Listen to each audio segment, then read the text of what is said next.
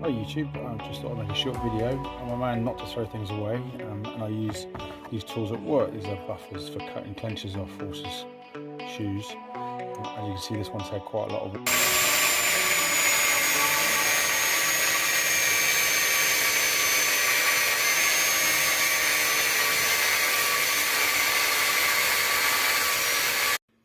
So we've cut both the ends off now.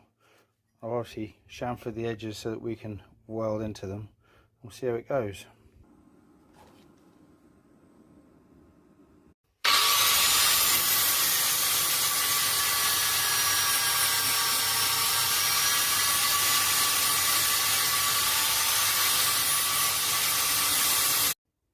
So after a little bit of work, we've managed to restore and save something from the bin, and hopefully go on for many more years. Thanks for watching.